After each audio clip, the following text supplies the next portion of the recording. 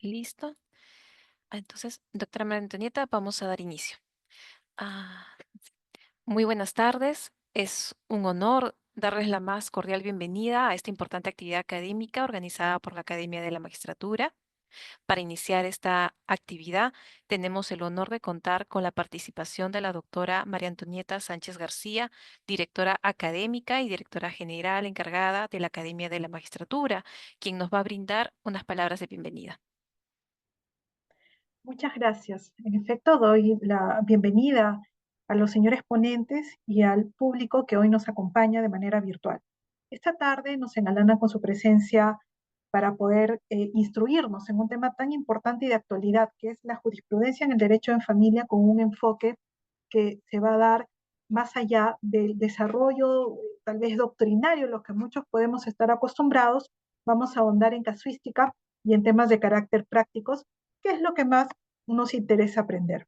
Agradezco la presencia del doctor Alex Plácido, de la doctora Tania Bocanegra y asimismo también de la doctora Sandra Manrique, quienes hoy están dando su tiempo y su sapiencia académica para poder instruirnos en este tema. No puedo dejar de felicitar al equipo del programa de actualización y perfeccionamiento de la Academia de la Magistratura, quienes constantemente están preocupados por cultivar el correcto desarrollo académico de no solamente el personal que forma parte de la magistratura, sino también a todos aquellos que tengan interés en conocer estos temas trascendentes de corte jurídico.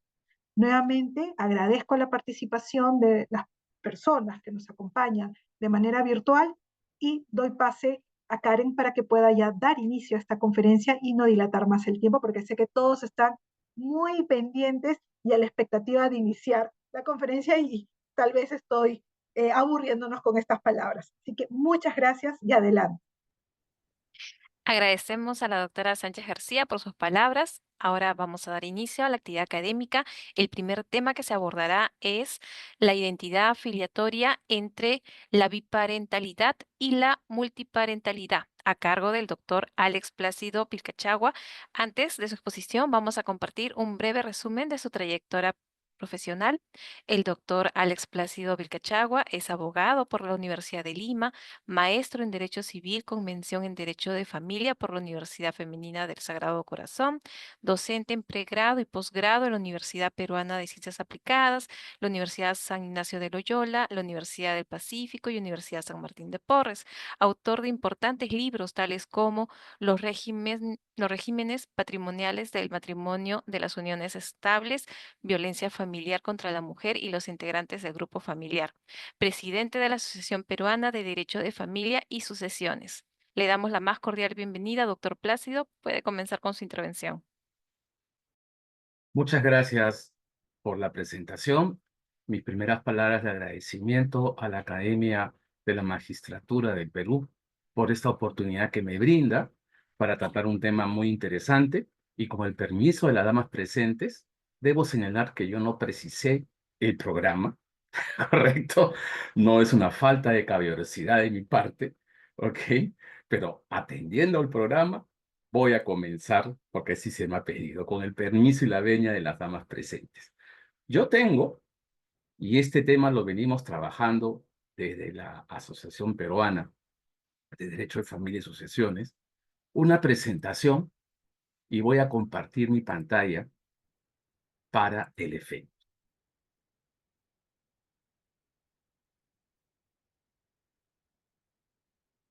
Muy bien. Bueno, presentación, título, avanzamos. Mira lo que queremos nosotros tratar esta tarde con ustedes, ¿no? Creo que es importante que esta temática surge a propósito de un caso que tuvo una gran connotación noticiosa por lo trascendente de lo que se vivió y entiende se está viviendo, ¿no? Dos menores, de acuerdo con los datos del caso y la noticia, ambos de 7 años de edad, al momento de su nacimiento, fueron confundidos.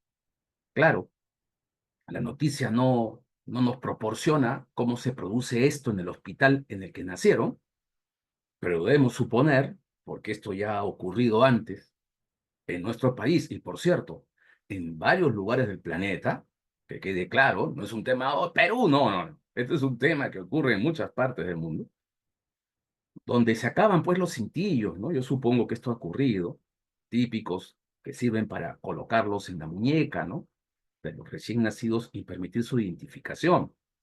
Y en esos casos se acude, ¿no? A las famosas cintas de librería, que al momento del baño de los menores, pues por el agua jabonosa se desprenden y entonces ocurre el problema de identificar qué bebé es de qué mamá. Y ahí probablemente esto ha sucedido. Bueno, estos niños fueron criados por familias, el caso se centra más en las madres, que no han sido sus madres biológicas. Aquí habría que reconocerlas plenamente como madres afectivas. Y luego, a raíz del reclamo, entendemos, de una de ellas, a fin de que se defina esto y se determine la identidad filiatoria de cada menor, la decisión del Poder Judicial sobre la base de la prueba de ADN que se actuó en el respectivo proceso, determinó que estos niños que se encontraban en sus familias afectivas pasen ahora a las familias biológicas que les corresponden. El cambio fue tremendo, ¿no? La nota periodística daba cuenta de la situación intensa, emocional, de tristeza y de pena, tanto de los menores como de las madres, la afirmación de las madres de decirle a sus hijos, tenían que cumplir el mandato judicial, voy a hacer lo posible, ¿no? Para seguir manteniendo el contacto contigo. Esto generó, pues, la reflexión que en las redes esbozamos, ¿no? Porque, claro, primero debo precisar que respetamos esta decisión del Poder Judicial, pero nosotros desde la academia lo que pretendemos es aportar, ¿no? Una idea denominada multiparentalidad que creemos que pudo haber sido una mejor alternativa, ¿no? Cuando sabemos aquí los presentes, el recurso al interés superior del niño supone justamente evaluar cuáles de las posibles soluciones resulta justamente pertinente para el caso en concreto, a fin de apreciar que efectivamente ese interés ha sido primordial. Y creemos que la decisión adoptada, que es una de las alternativas, no era la única. Y creemos que mejor solución se encontraba en la multiparentalidad. Claro, es una temática no regulada en nuestro Código Civil. Claro, desarrollada principalmente por doctrina extranjera y también hay un gran desarrollo jurisprudencial extranjero. En cuanto a codificación latinoamericana, el Código de Familias de Cuba lo tiene ya regulado. Cosa diferente ocurrió con el Código Civil y Comercial de Argentina, donde expresamente la principal ponente, ¿no?, de este código en la parte de familia, la doctora Aida Kemmelmacher, en su exposición de motivos señala que, no obstante, la idea de la multiparentalidad no la regulaba en el Código Civil, ¿no?, porque consideraba que era un tema que había que darle mayores estudios, ¿no? Eso fue lo que se expuso. En fin, nosotros justamente venimos a exponer estos temas que ocurren en la denominada filiación por naturaleza. Comencemos precisando eso, porque la filiación tiene tres fuentes: la naturaleza, la adopción y las técnicas de reproducción humana asistida. Es verdad que en el panorama del derecho comparado encontramos casos de multiparentalidad, en casos de adopción, de filiación adoptiva, y principalmente de la filiación por recurso a las técnicas de reproducción humana asistida. Pero yo no me voy a referir a esas circunstancias. Yo me quiero centrar, dado que el caso que hemos tomado para el análisis tiene que ver con la filiación por naturaleza, justamente en eso, ¿correcto? Y lo que se aprecia en esta presentación del problema, ¿no?, es que en las decisiones judiciales, cuando entramos a las temáticas del derecho a la identidad filiatoria, siempre toma un peso muy relevante el dato estático, el dato biológico, esa verdad, frente a la otra verdad, que es la faceta dinámica, la que surge justamente de lo que conocemos como la posesión constante de estado de hijo, que es el tema de la crianza del día a día, ¿no? La mayoría de los pronunciamientos se centra así, aunque también es cierto, hay pronunciamientos en los que también se hace preeminencia a la faceta biológica. Pero ¿por qué siempre ocurre esto, no? Porque en el derecho filiatorio rige un principio, bajo el término del principio binario de la filiación, que supone que todos tenemos dos vínculos filiales, uno paterno y uno materno. Y sobre la base de eso se concluye que todos tenemos una mamá y un papá. Por lo tanto, cuando ocurren este tipo de disputas, en donde se enfrenta padres afectivos con padres biológicos, la opción es una sola, la biparentalidad, y tenemos que optar o por unos o por otros. En el tema de la multiparentalidad, por el contrario, es una solución de inclusión que busca justamente en aquellos casos en que eso se compruebe que exista, poder preservar esos lazos, porque resulta que ahora ese padre afectivo y ese padre biológico, esa madre afectiva y ese madre biológica forman parte de la identidad filiatoria de ese menor. Y su interés superior está exigiendo justamente que atendamos a una solución de integración y además de coordinación, de lo cual hablaremos seguidamente, ¿no?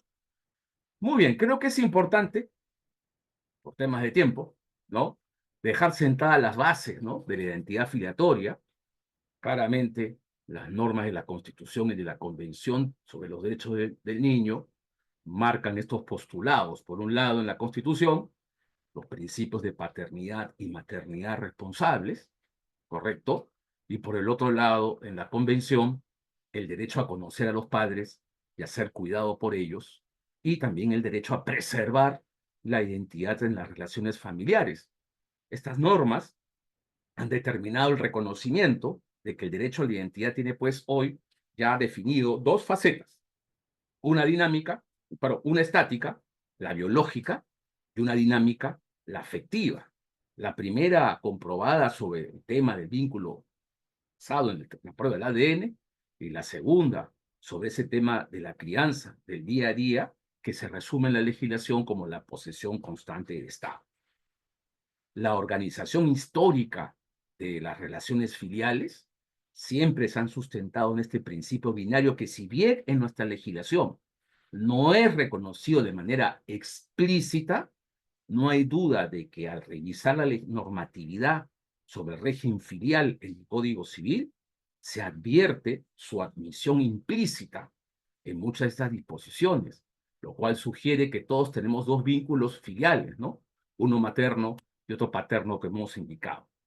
La idea, conforme a estos postulados, es que quien ha procreado críe, y por lo tanto, en principio, el régimen apunta a que la faceta biológica coincida con la faceta dinámica, y por lo tanto, quien ha procreado críe, y eso determina claramente la identidad filiatoria. Pero la realidad informa de situaciones en que no se da esa coincidencia entre la faceta biológica y la faceta afectiva. Y entonces, como decíamos en la presentación, ahí la solución que se viene precisando en nuestra jurisprudencia es el respeto en la biparentalidad, que es una solución claramente excluyente en la que tenemos que optar por una o por la otra faceta. Ahora vamos a explicar cuáles son esos criterios, ¿no?, para esa solución. Pero también se comprueban casos como el que ha ocurrido, y que es materia del punto de partida de esta exposición, donde estas dos facetas coinciden en sujetos distintos, pero que no se oponen, que muy por el contrario, ¿no?, buscan ser reconocidas de manera integral y buscan sobre esa base, claramente, una solución coordinada. De tal manera que en estos casos donde el vínculo paterno y materno recae en dos sujetos distintos, un padre afectivo, un padre biológico, una madre afectiva, una madre biológica, la solución las comprende a todos. Y aquí, este principio binario no excluye, por el contrario, la multiparentalidad, la considera, porque si bien se parte con este principio binario por afirmar que todos tenemos un vínculo paterno y un vínculo materno, esta realidad permite reconocer que es posible que dentro del vínculo paterno-materno, la condición de biológico y afectivo recaigan en sujetos diferentes y por lo tanto su recepción claramente está presente. Ahora, como decía, creo que es importante una visión del derecho comparado, ¿no? Claro, hemos recogido el panorama de Brasil y de Argentina, más cercanos a nosotros, pero aludíamos hace un momento en la introducción que el Código Civil de las familias, perdón, que el Código de las Familias cubano regula esto extensamente, ¿no? Muy interesante su regulación, ¿no? Y que en el caso brasilero, todo esto es producto de su jurisprudencia y doctrina, ¿no? No es tanto un reconocimiento en la ley. En el caso argentino, como ya se dijo, su legislación no lo reconoce, pero su jurisprudencia administrativa y judicial ya lo viene implementando, aunque en el tema argentino, como se resalta en la presentación, está más centrado en la filiación adoptiva y principalmente en la filiación que se deriva de las técnicas de reproducción humana asistida. En el caso brasilero no es que no se consideren esos temas, pero el tema surge principalmente por la filiación por naturaleza, ¿no? Se fundamenta en la idea de que la paternidad responsable debe ser claramente asumida por quienes han procreado y crían a los hijos. Y bajo esa premisa puede ocurrir que estas condiciones recaigan en sujetos distintos. Pues entonces, su consideración lo que busca justamente es involucrar a los padres biológicos y los padres afectivos, porque eso resulta más beneficioso al interés superior del niño del caso concreto. Nosotros hemos revisado, por razones de tiempo, esto lo vamos a acelerar, en nuestro PPT está quedando a disposición de la academia, con lo cual, si alguno está interesado en la revisión de las casaciones que vamos a citar, ahí están los datos y tranquilamente las pueden obtener por internet, que es el medio en que nosotros también lo hemos hecho. Entonces acá queremos destacar estos criterios judiciales en los que se ha impuesto la visión biparental, cuando hay disputas de paternidades por naturaleza. ¿De acuerdo? Ahora, también es bueno recordar que este tema ha tenido una consideración por el Pleno Jurisdiccional Nacional de Familia del año 2022, ¿no? Donde en realidad el acuerdo adoptado por mayoría resume lo que vas a escuchar, ¿no? Porque aquí queremos presentar desde la jurisprudencia cuáles son esas circunstancias que determinan que de pronto nos inclinemos, ¿no? Por la faceta biológica antes que la afectiva y cuáles son esos otros criterios por los que nos inclinamos por la faceta afectiva antes que por la faceta biológica, ¿no? De ese acuerdo del 2022 creo que se puede apreciar la idea. Dada la situación que vamos a presentar, queda claro que es un análisis caso por caso. Y el acuerdo de 2022 efectivamente así lo señala. Y este acuerdo también va con la idea que vas a ver aquí, ¿no? Y lo adelanto por temas de tiempo, ¿no? Que la preeminencia al vínculo biológico es vital, claramente, como parte de la identidad.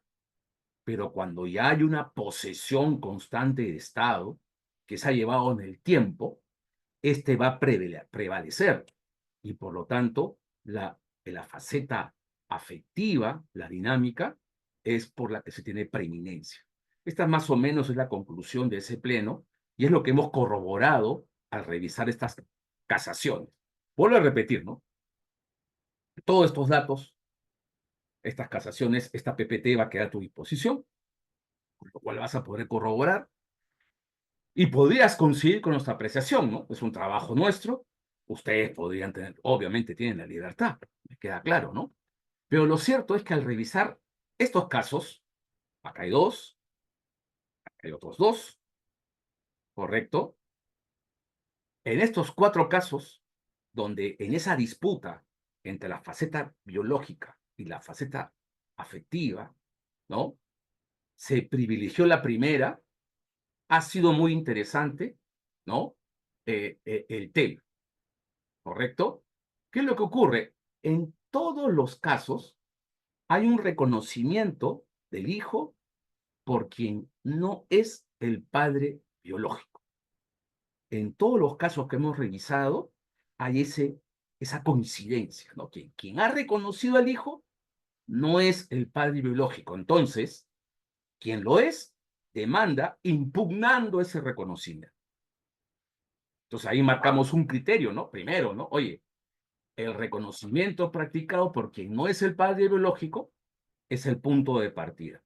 Y de acuerdo a lo que ha ocurrido en cada caso, que resulta que esa persona que no ha, perdón, que ha reconocido al hijo, pero que biológicamente no es el padre, es una persona que no se ha encargado de su crianza.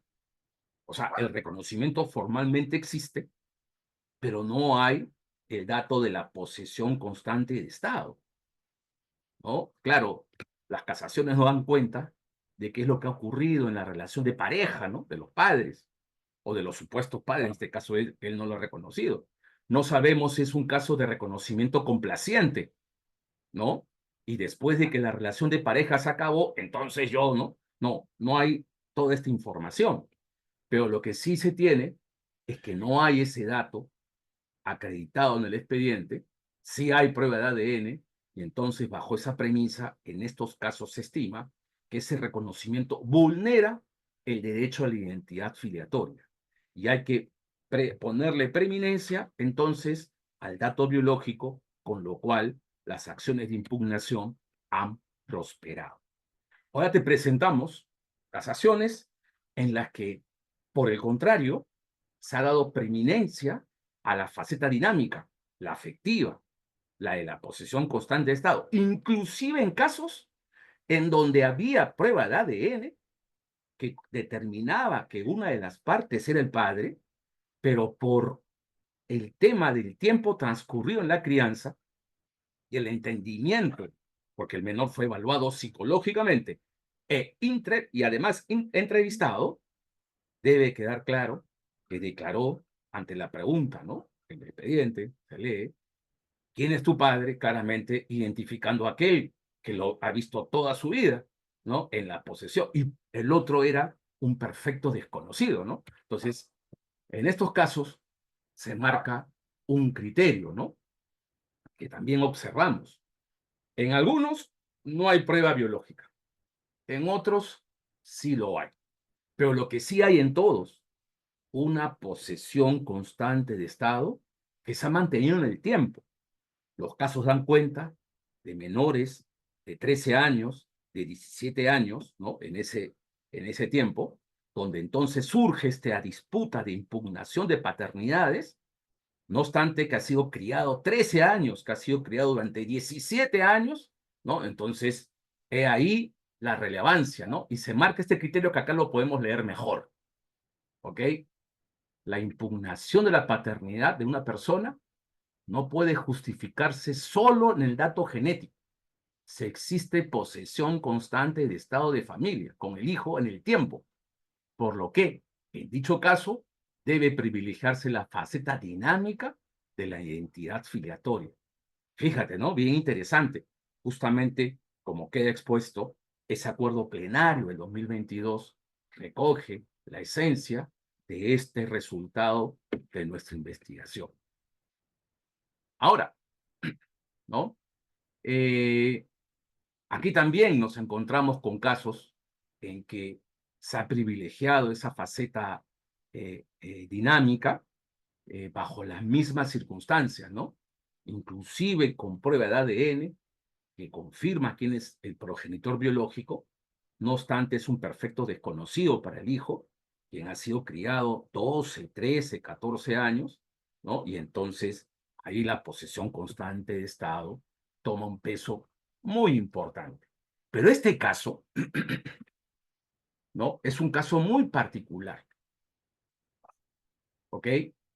Porque en este caso, ahí están los datos de la casación, eh, acá concurren dos presuntos padres, ¿no? Si te das cuenta por el título, en los casos anteriores está concurriendo un presunto padre, ¿ok? Pero en este último ocurren dos presuntos padres y la solución de nuestro Poder Judicial también ha sido ante la evidencia, en este caso, por más de 9 años de posesión constante del Estado, al final de privilegiar también la identidad, la faceta dinámica de la identidad filiatoria. Las soluciones que se ven hasta aquí siempre ha sido optar por una o por la otra, ¿ok? En los casos, en estos casos que hemos revisado, no se ha observado un dato importante para entrar a este tema, ¿no? ¿Cuál es? Que ambos padres, el biológico y el afectivo, se hayan encargado o pretendan encargarse de su crianza. No, hay disputa. Es mi hijo, es mi hijo, y entonces, en ese contexto, opto por una o por otra faceta. ¿De acuerdo?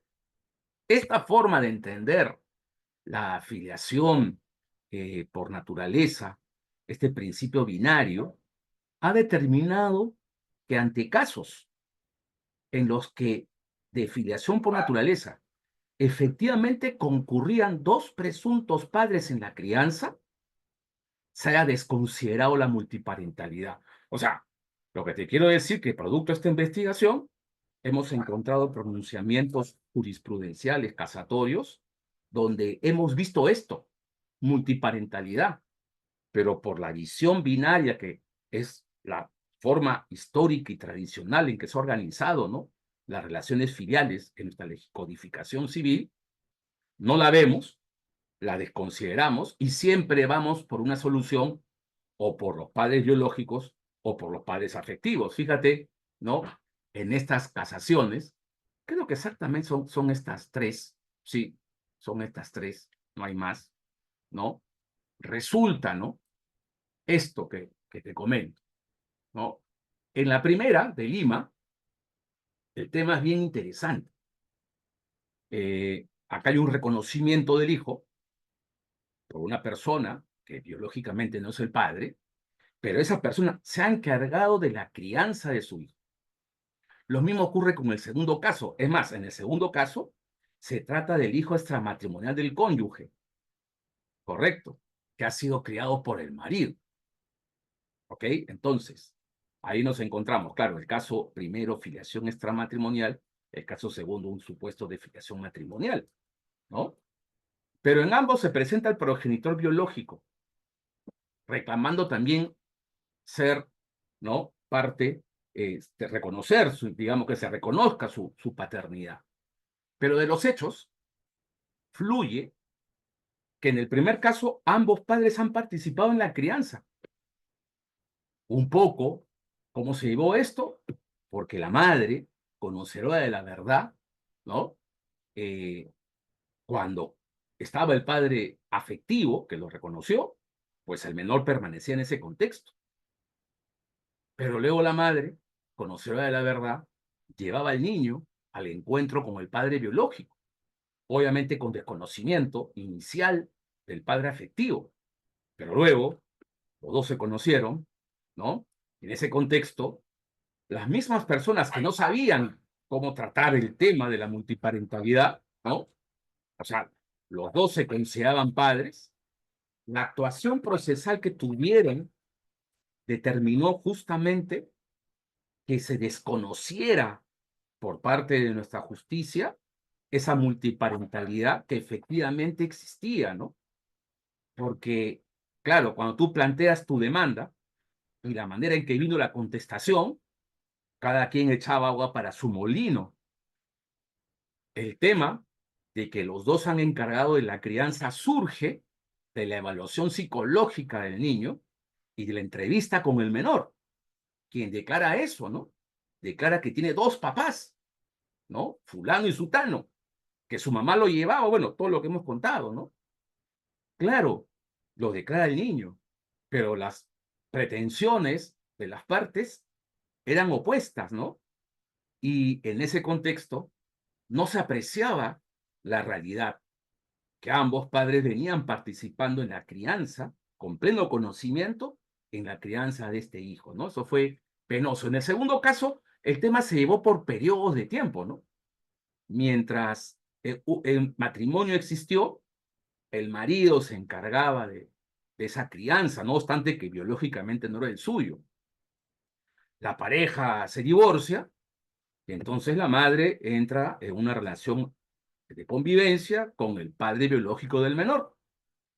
No obstante, el marido, dentro del proceso de divorcio, tenía un régimen de visitas para ver a su hijo y nunca dejó de hacerlo, ¿no?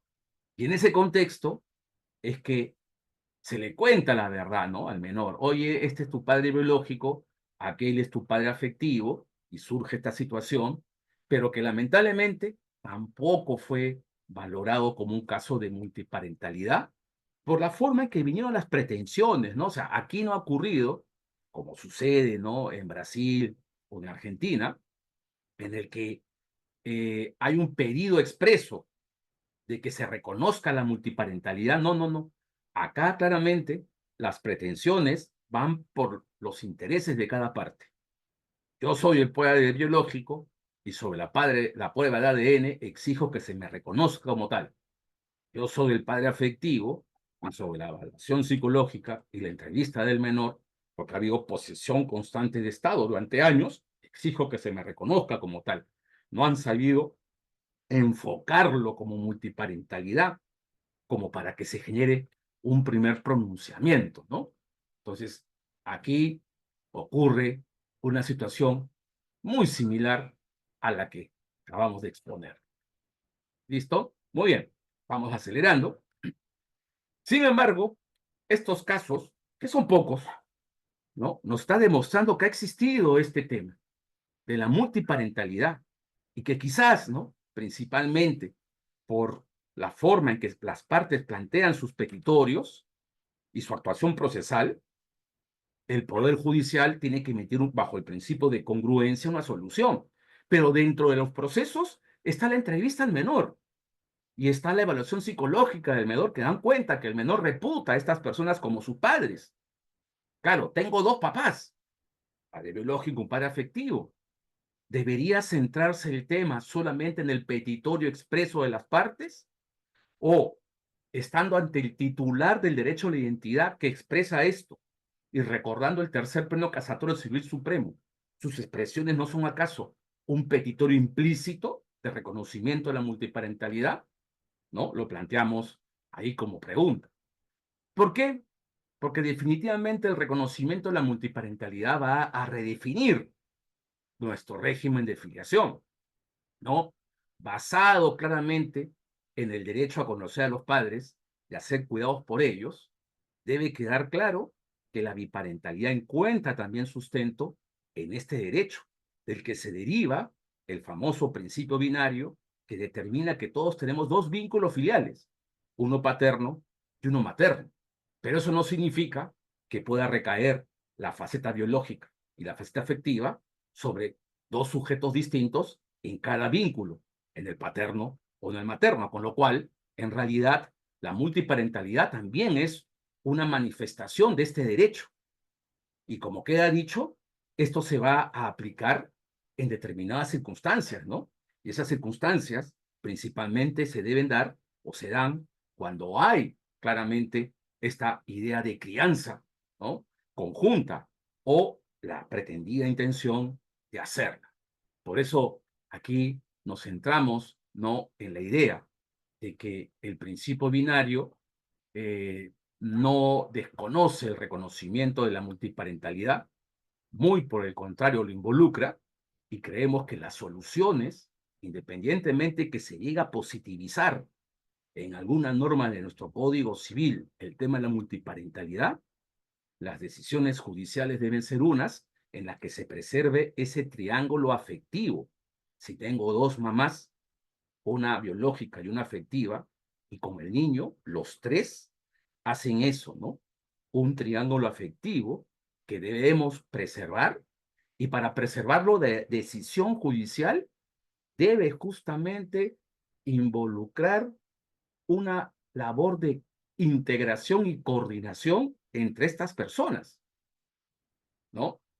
Dado el contexto en que no, este padre biológico y el padre afectivo no van a vivir juntos, la labor de coordinación resulta fundamental, justamente para que todo redunde en beneficio, ¿no?, de los menores. Nuestra conclusión es, ya para acabar nuestra participación, creo que nos hemos excedido unos minutitos, pido disculpas, ¿no? Es que la revisión de estas sentencias permite apreciar, ¿no?, la marcada predisposición en nuestras decisiones del Poder Judicial, siempre a favor de la biparentalidad. Optamos por una o por otra faceta, ¿no?, en una solución de exclusión. Pero queda claro que en esos procesos que hemos visto no hay alegación de las partes, ¿no?, en el sentido de que nos hemos encargado juntos, ambos, ¿no?, de la crianza del menor, ¿no? Y creo yo que ese es principalmente el dato por el cual hay esta situación. Pero también eso mismo, porque las partes no, desde que no lo tenemos positivizado, ¿no?, no logramos nosotros reconocer a la multiparentalidad. Y es que cuando ha ocurrido estas circunstancias y ha quedado acreditado en el expediente, no por las partes, las pruebas aportadas por las partes, sino por la declaración del menor ante el juez y las pruebas psicológicas practicadas en el menor, ¿no?, que dice, en resumidas cuentas, tengo dos papás, ¿no?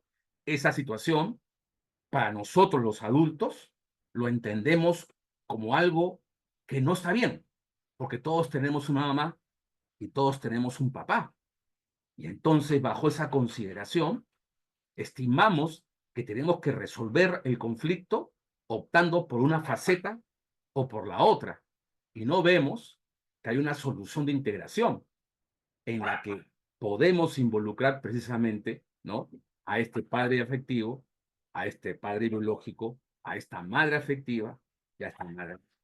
El acuerdo plenario, ya dicho, justamente centra las bases de esto. Nuestras recomendaciones para el tema, ¿no? Primero, creemos que debería darse una norma que regule el tema, que le permita al juez tener una herramienta de trabajo para, primero, identificar los casos en que haya multiparentalidad. Ojo que mi visión es en la filiación por naturaleza. No entro en el ámbito adoptivo y en la reproducción humana asistida, donde también hay pronunciamientos en derecho comparado. Y seguramente en algún momento aquí también se darán, ¿de acuerdo? Pero en tanto esto no ocurra, creemos que debe producirse un reconocimiento por parte del Poder Judicial cuando situaciones como las dichas, partes antagónicas que no han sabido plantear el tema, menor que declara, tengo dos mamás, tengo dos papás, considerarlo como petitorio implícito, dar una solución de integración y entender justamente que ese menor tiene la suerte de tener estos dos amores, donde seguramente nosotros siempre hemos estado con una mamá y un papá. Muchas gracias y quedo para las preguntas en su momento. Muchas gracias, doctor Plácido Vilcachagua, por su excelente exposición. Vamos a dar paso al siguiente tema, el cual es diligencia seccional en los juzgados de familia, a cargo de la doctora Tania Bocanegra Risco. Vamos a leer un breve resumen de su trayectoria profesional La doctora Tania Bocanegra Risco es magíster en Ciencia Política y Gobierno por la Pontificia Universidad Católica del Perú, magíster en Derecho Civil y Comercial por la Universidad Nacional de Trujillo, doctorando en Derecho por la misma Casa de Estudios, especialista en Perspectiva de Género y Derechos Humanos por la Universidad Castilla-La Mancha, España, juez en la Corte Superior de Justicia de la Libertad. Doctora Bocanegra, por favor, le cedemos el uso de la palabra. Bien, muchísimas gracias. De manera inicial, permítanme agradecerles la cordial invitación de la Academia de la Magistratura, justamente para abordar este tema de especial relevancia. Y es que vamos, respecto al ítem que se me ha atribuido el día de hoy, es la diligencia excepcional en los juzgados de familia.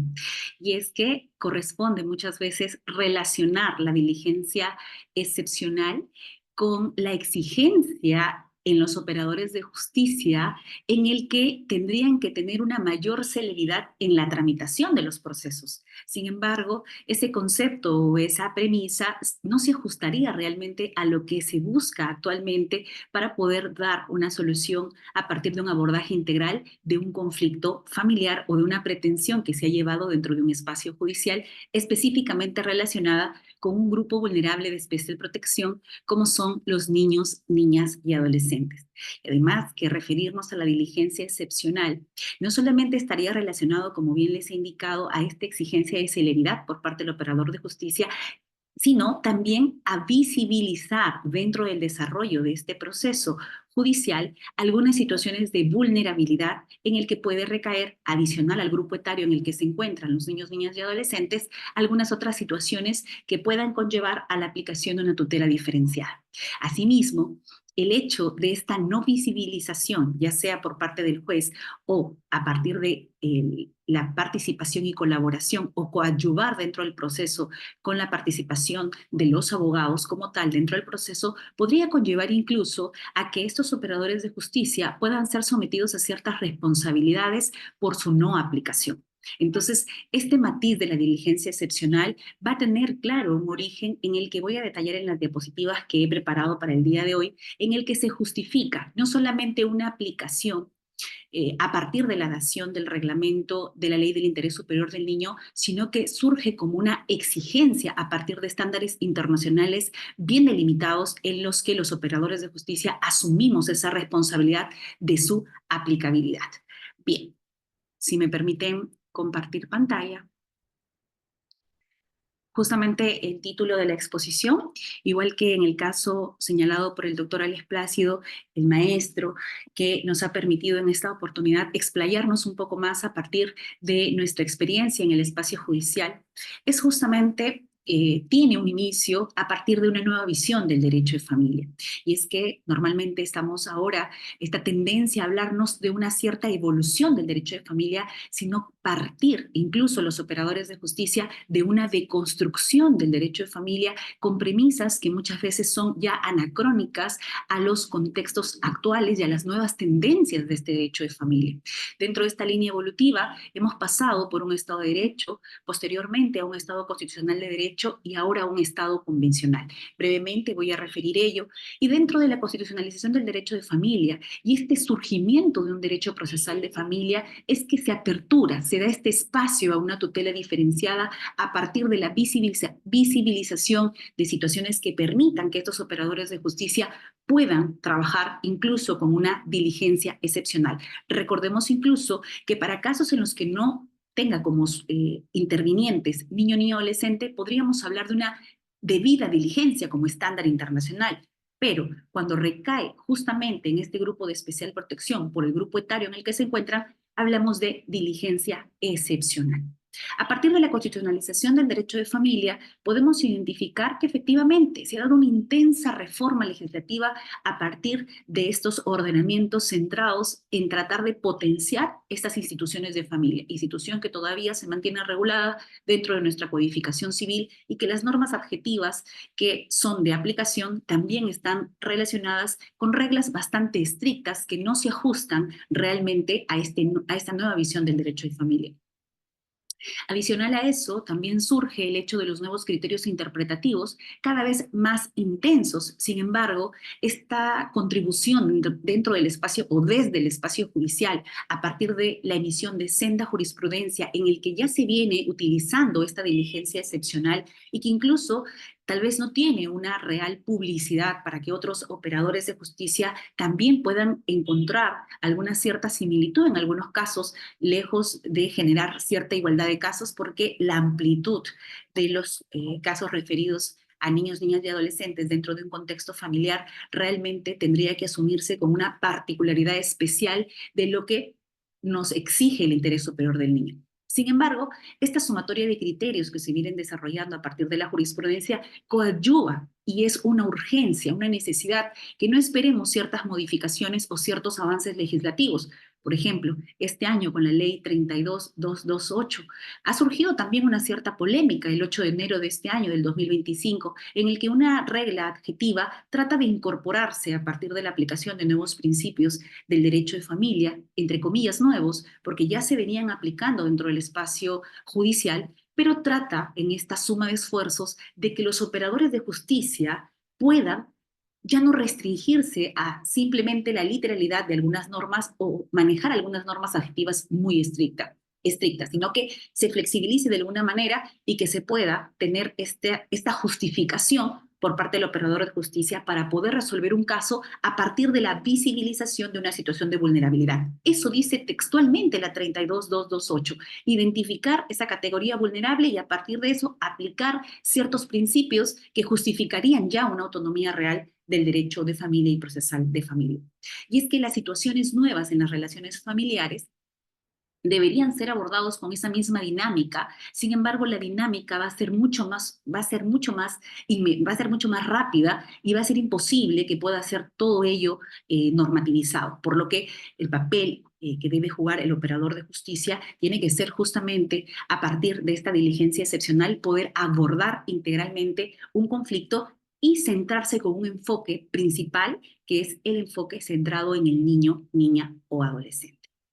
Por ejemplo, dentro de esta evolución normativa, uno de los procesos que más ha tenido ciertas modificaciones es el proceso de alimentos, por señalar uno, en el que con esta intención por parte del Estado, en el que se pueda establecer cierta celeridad en el marco de la diligencia excepcional. Inicié la conferencia señalándonos que esta exigencia de celeridad muchas veces era confundida con establecer un proceso rápido, pero no necesariamente un proceso eficaz, o que tenga realmente una visión de que no vuelvan a suscitarse ciertos conflictos a partir de esta solución del caso. Entonces, por ejemplo, uno de los procesos que aborda una cantidad mayor de tramitación dentro del Poder Judicial ha venido siendo modificado constantemente desde el año 2022 hasta el año 2025. Y estas modificaciones, sin embargo, no han logrado todavía que se pueda aplicar esta diligencia excepcional en todos los operadores de justicia, más allá que el marco normativo así lo expresa y que son principios que sirven incluso de inspiración para la dación de todas estas leyes que se han venido modificando. No se ha logrado esto reflejar dentro del espacio judicial con realmente obtener una decisión judicial en un corto tiempo y que sea esta decisión sobre todo con una pensión bastante razonable respecto al estado de necesidad y a la condición económica, o incluso que tenga una proyección respecto de este incremento del costo de vida que se pueda ir dando y evitar que se tenga que establecer ciertos aumentos de pensión de alimentos paulatinamente, que conllevaría a incrementar también conflictos que se puedan dar dentro de esta relación familiar.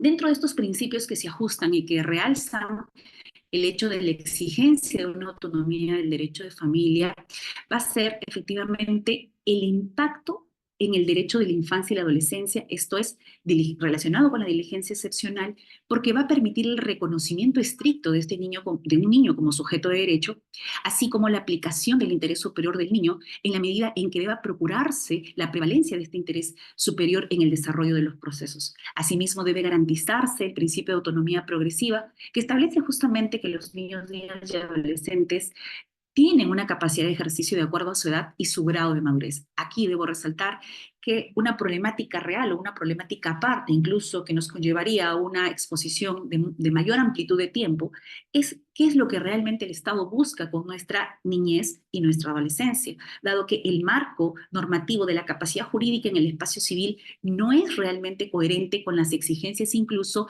en ámbitos que pueden lindar con o que puedan lidiar, perdón, con el conflicto con la ley penal. Esta exigencia de capacidad en un lado civil y otra exigencia de capacidad o incluso el cuestionamiento que está ahora en boga de retirar cierta inimputabilidad para que sean sometidos a esta ley penal. Esta situación es una situación alarmante porque el tema que coge y que asume vital importancia es específicamente la capacidad de niño ni adolescente, pero en diversos ámbitos, no solamente en el tema civil, también el tema de responsabilidad penal, también en el caso laboral incluso, y en demás ámbitos en los que puedan desarrollarse este grupo de especial protección.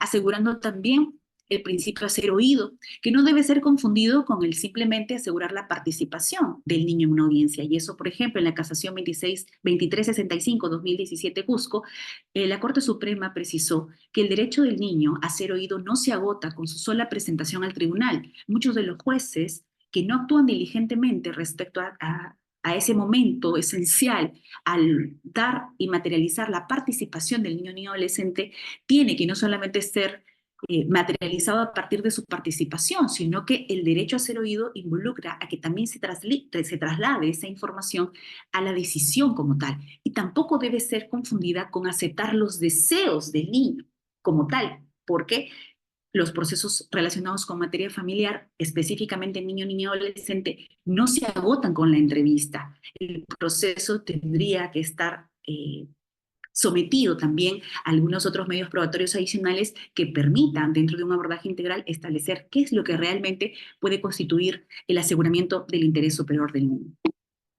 Vamos avanzando, estoy tratando de respetar los plazos y el tiempo que se me ha indicado, y llegamos ahora sí a la diligencia excepcional. Esta diligencia excepcional, para poderle darle un marco de aplicación, de manera inicial debemos determinar que el Decreto Supremo, el 002-2018, establece el reglamento de la Ley 30466. Y efectivamente, en el Perú nos caracterizamos por tener diversos marcos normativos, incluso somos uno de los pioneros en el caso peruano al tener una ley específica, la ley del interés superior del niño. ¿Cuántas veces en las decisiones y en los escritos a nivel judicial insertamos este principio, el interés superior del niño? Sin embargo, pese a tener una ley y un reglamento como tal, no llega a tener un real contenido ni tampoco una correcta aplicación, muchas veces en casos que son sometidos al espacio judicial.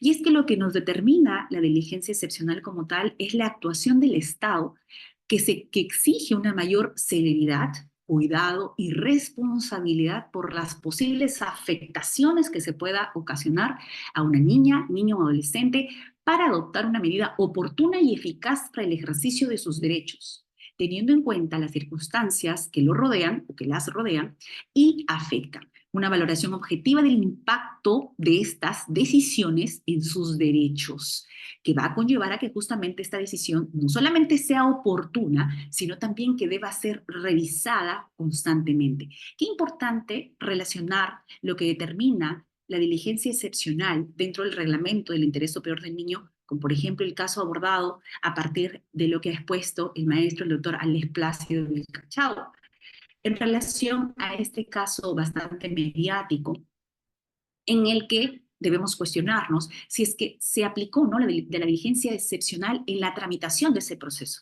Un punto uno sería importante determinar cuál es el tiempo de duración de ese proceso, si realmente fue un tiempo célere o no, porque realmente los procesos que son sometidos al espacio judicial no reflejan una celeridad, por más que se han emitido diversos cambios normativos o incluso directivas administrativas que permitan la concentración de actos procesales, pero eso, repito, no se ve reflejado. La demora en la tramitación en un proceso tan complicado como el que se nos pone ahora en relevancia es específico acerca de estos niños que han sufrido este cambio específico y que esta decisión por parte del órgano jurisdiccional, no sabemos cuál es el tiempo que ha demorado para poder tomar esta decisión de insertar a un niño y relacionarlo dentro de un espacio en el que no ha venido generando o no reconoce como su espacio de crecimiento y con los integrantes del grupo familiar que a partir de lazos socioafectivos a la edad que ya tienen se han venido generando.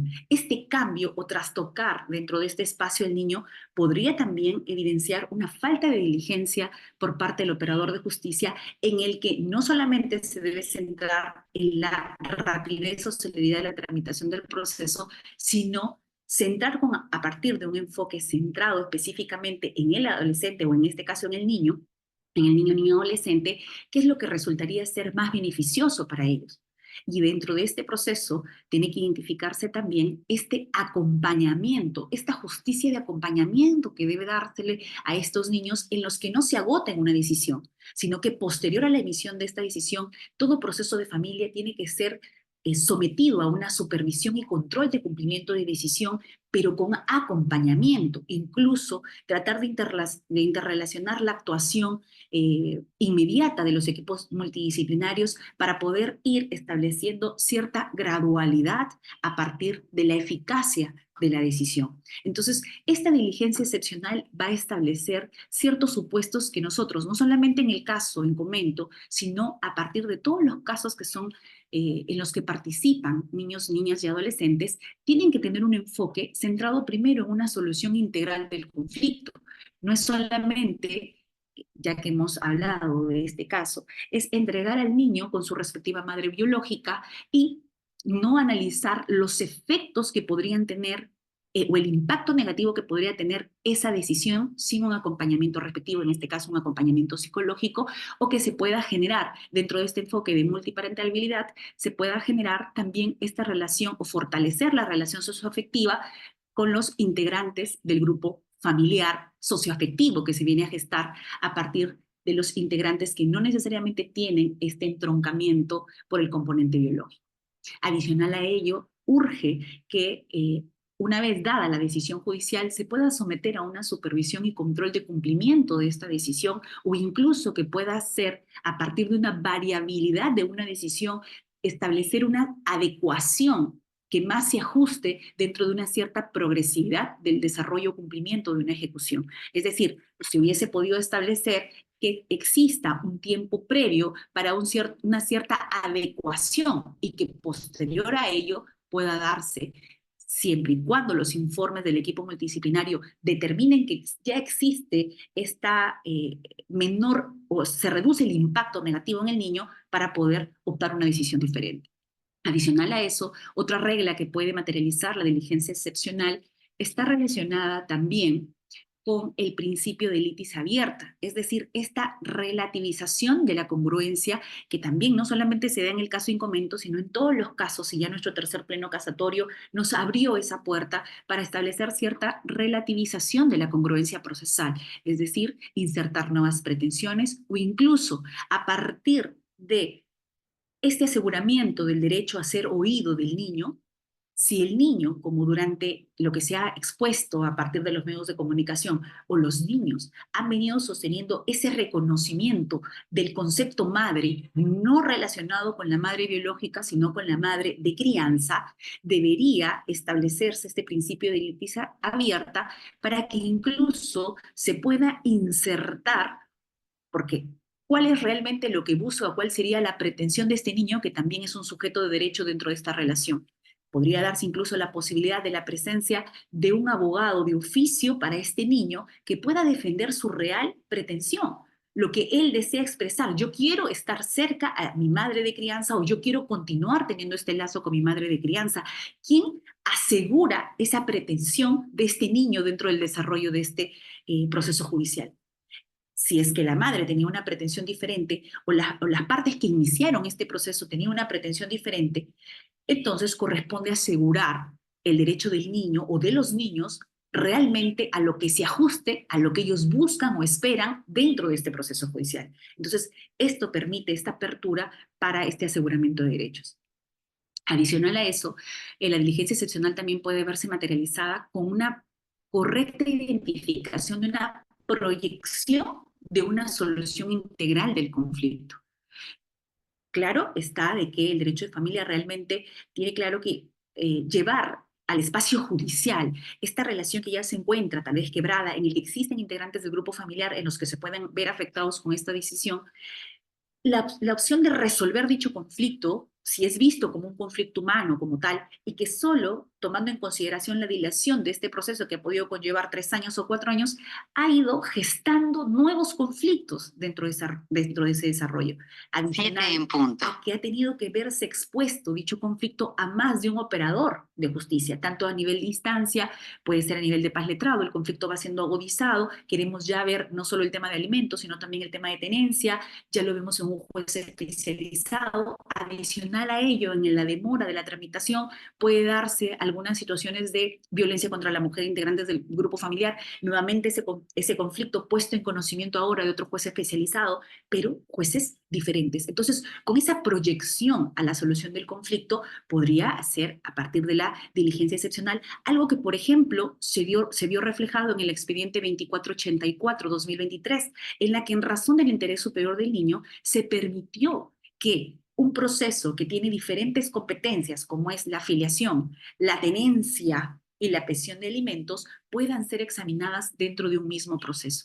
Claro que esto está sometido al análisis ya de cada operador de justicia, pero existe jurisprudencia que pueda permitir tomarnos un punto de inicio, porque recordemos que en el espacio de familia, lastimosamente, no se han sometido a muchos plenos jurisdiccionales o a plenos casatorios que permitan establecer un mejor desarrollo. El tercer pleno ya superó los nuevos conflictos para poder anclarnos respecto de este tercer pleno. Y los plenos jurisdiccionales, que no son vinculantes, igual no tienen un dinamismo que nos permita establecer una nueva visión del derecho de familia. El último pleno se ha realizado en el año 2022, es decir, estos últimos 3 años no ha habido mayor actividad a partir de realización de plenos jurisdiccionales. Pero aquí tenemos una decisión en la que sí nos permite, y pueden consultarla también al solo clic en las diapositivas, miren, establecer este análisis en un solo caso, pero no en todos los casos. No es que esto es una apertura para todos los casos, sino partiendo de esta visibilización de situaciones que puedan poner, claro, el énfasis para poder abordarlos integralmente, pero identificando grupos vulnerables de especial protección. En este caso, un niño que tenía adicional a esta urgencia por la condición socioeconómica en la que se encontraba, porque la madre como tal también tenía una discapacidad, al igual de la discapacidad que presentaba este niño, conllevó a que pueda justificarse en la tramitación y el examen de este proceso indistintamente, que correspondía a competencias diferentes. Asimismo, como último punto dentro de la diligencia excepcional, y la materialización de esta diligencia excepcional está relacionada con las políticas públicas vigentes. Y a veces nos preguntamos, ¿un juez se puede convertir en un actor con poder de decisión para la materialización de una política pública? ¿Eso no estará acorde a lo que realmente corresponde a la actuación diligente de un juez? Realmente, si establecemos los planes o revisamos los planes y políticas nacionales que están centradas en problemas específicos y en este punto relacionados con la niñez y con la infancia, como por ejemplo la política nacional multisectorial que involucra a niño, niña, adolescente, con una mira incluso hacia el 2030, la política nacional del adolescente en riesgo y conflicto con la ley penal, también con mira hacia el 2030, la política nacional de igualdad de género, que se dio en el año 2019, y un plan multisectorial incluso que falta ser actualizado porque se quedó en el año 2021, de prevención de embarazo adolescente. ¿Qué tiene que ver esto con los procesos de familia?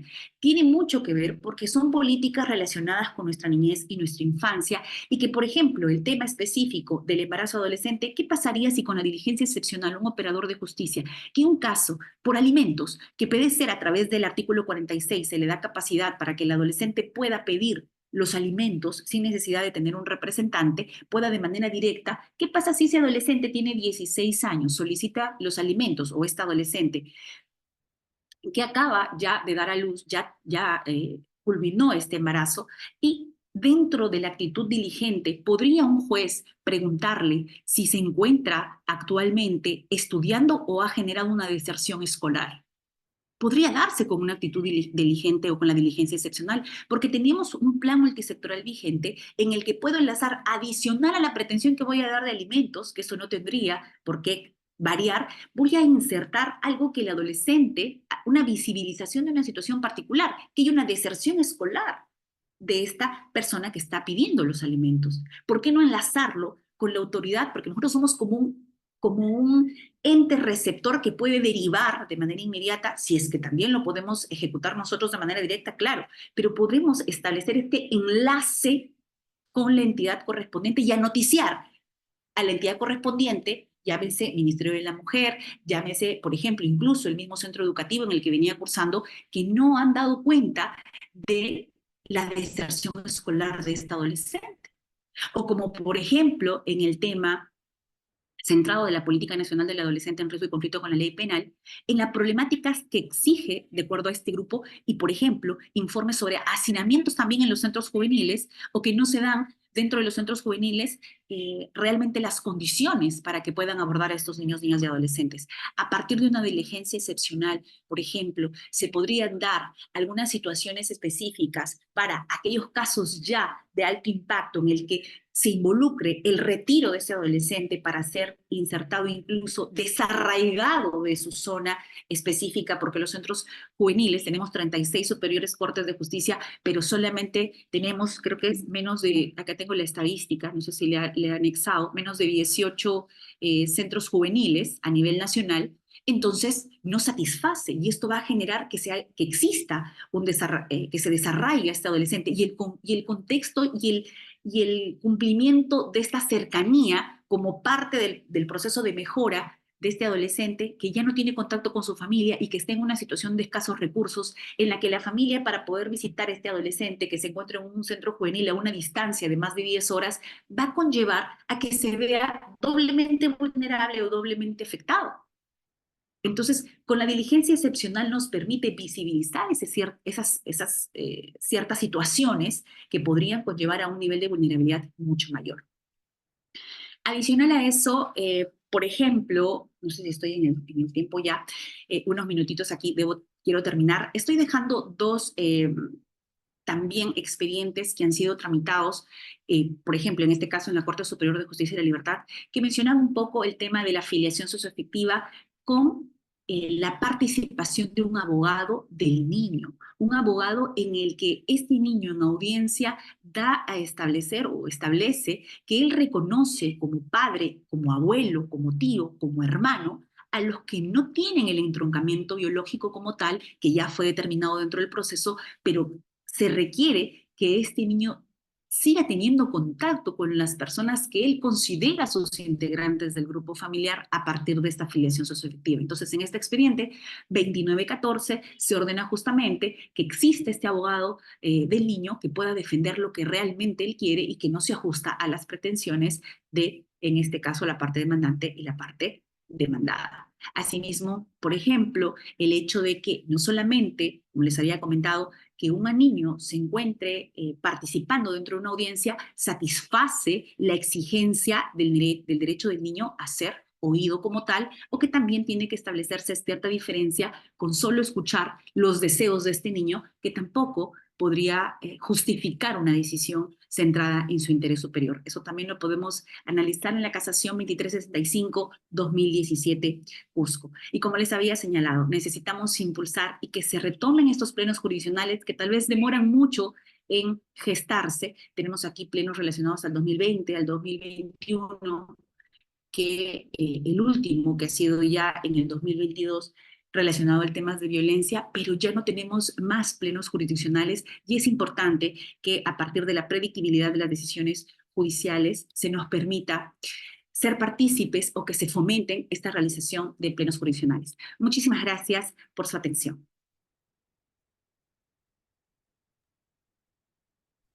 Agradecemos a la doctora Tania Bocanegra por su valiosa intervención.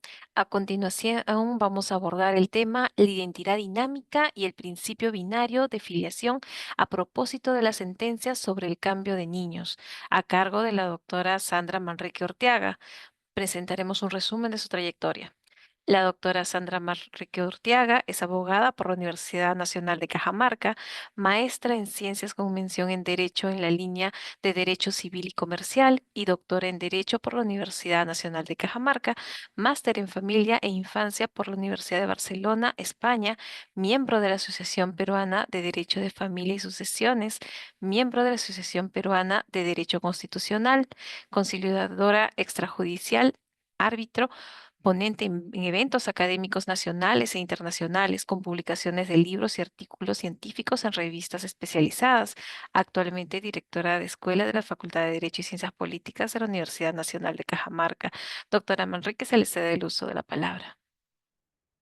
Muchísimas gracias. En principio, mi saludo a mis colegas que me antecedieron en la participación y el agradecimiento a la Academia de la Magistratura por la posibilidad de compartir algunas ideas respecto a un tema tan interesante que por la situación mediática que se ha producido ha generado pues la necesidad de su análisis y la necesidad también de poder establecer de alguna manera, digamos, algunos puntos específicos desde la mirada no solo de la academia, como lo estamos haciendo esta noche, a partir de nuestra investigación en ámbito jurídico, sino también desde lo que implica la defensa, en este caso, por mi parte, en el ejercicio libre de la profesión, en el aspecto relativo a los temas de familia.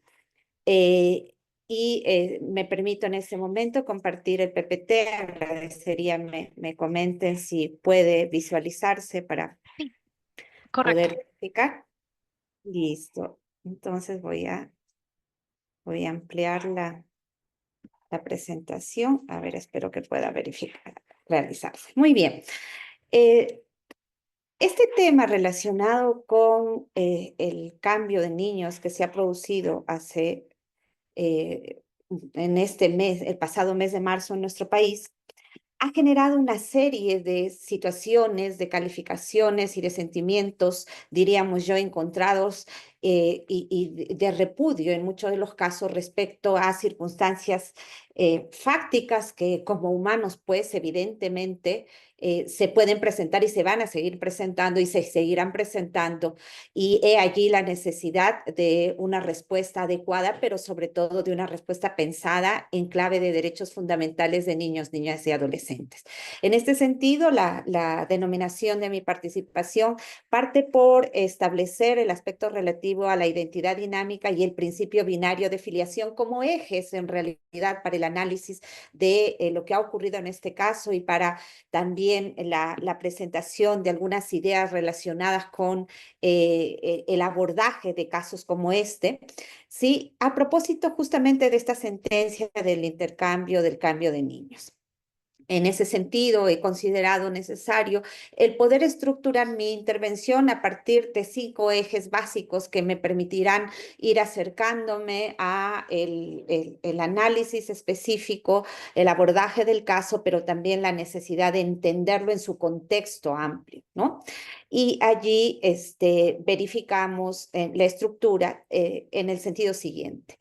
El intercambio de niños al nacer, un caso aislado, la cronología de los hechos y el proceso y de los procesos, la sentencia específica para el caso, luego centrarnos específicamente en lo que involucra la identidad dinámica y el principio binario de filiación.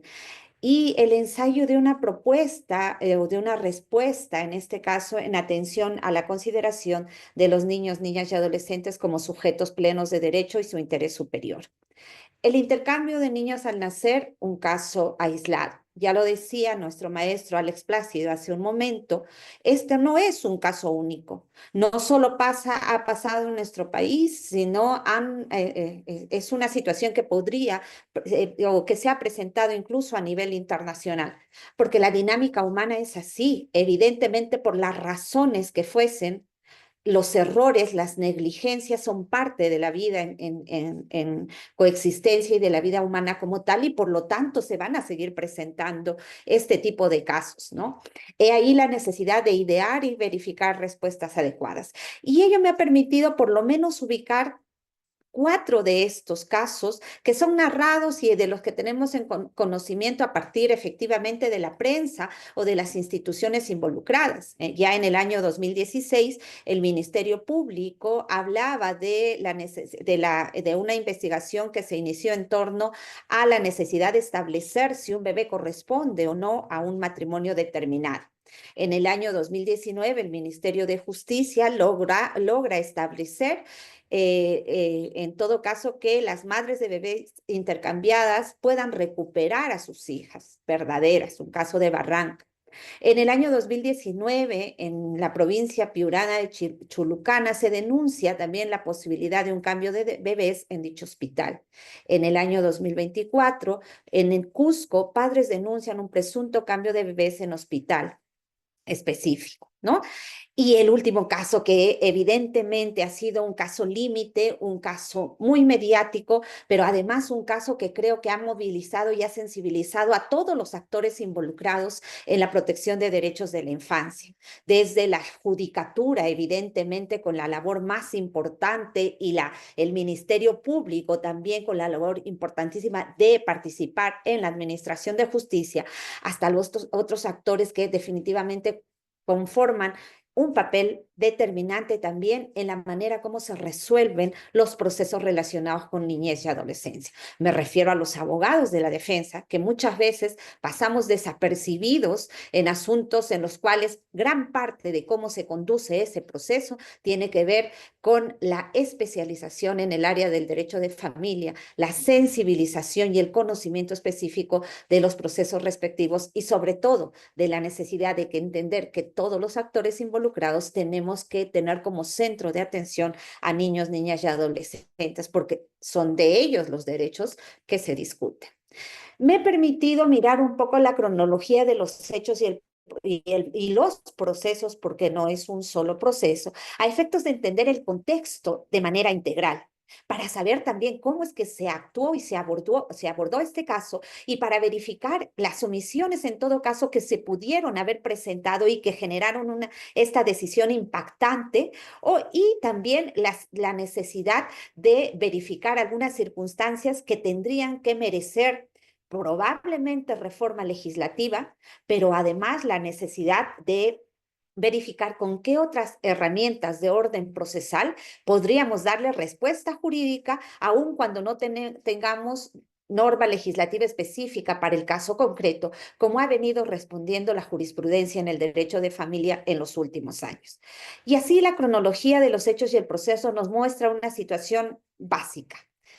El hecho puntual ocurrió el 24 de diciembre del 2018 en el hospital de Jaén, un intercambio de menores, ¿no? De dos de aquellos que nacieron en ese día, que si no recuerdo más, fueron 8.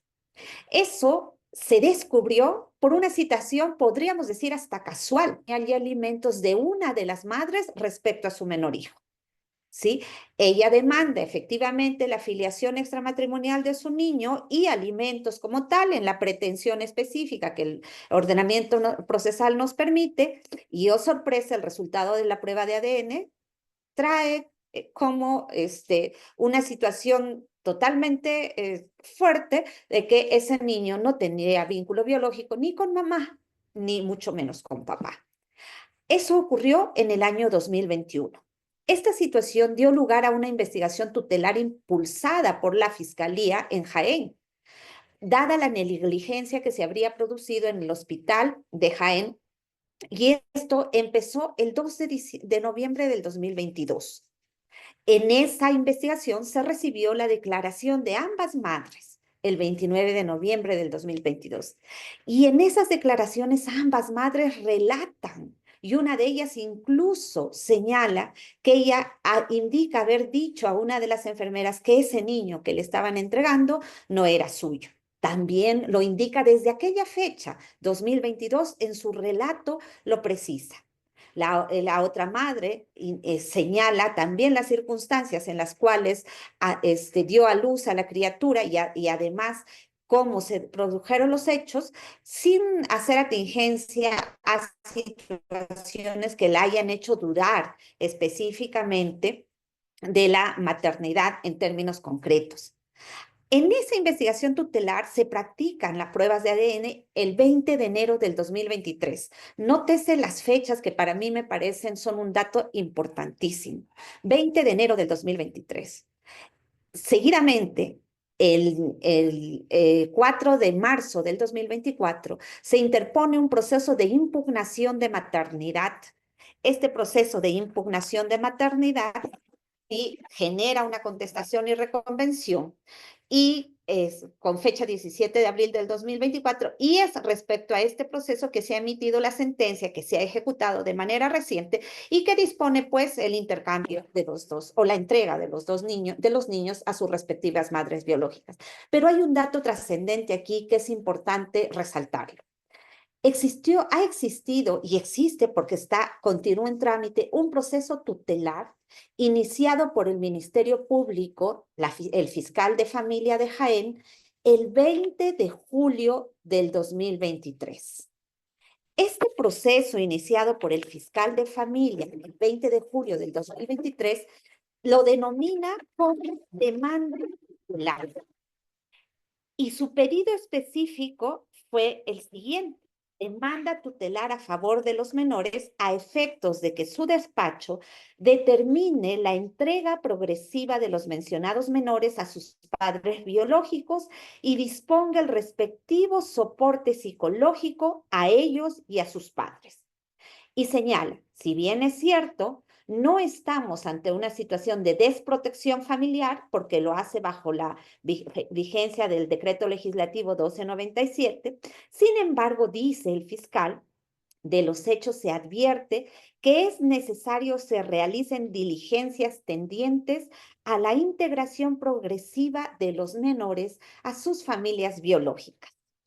Al no existir norma específica, el fiscal adecúa su demanda a la vía tutelar, hace alusión al decreto legislativo 1297, artículo 3, literal I, referido a la reintegración familiar en los casos de acogimiento familiar y a la necesidad de preparación. Es decir, hace una especie de analogía para aplicar esa norma a este caso concreto, porque no tenemos norma específica o pretensión nominada respecto a una situación como se verifica. ¿Qué ocurre con este proceso tutelar que resulta importantísimo analizarlo?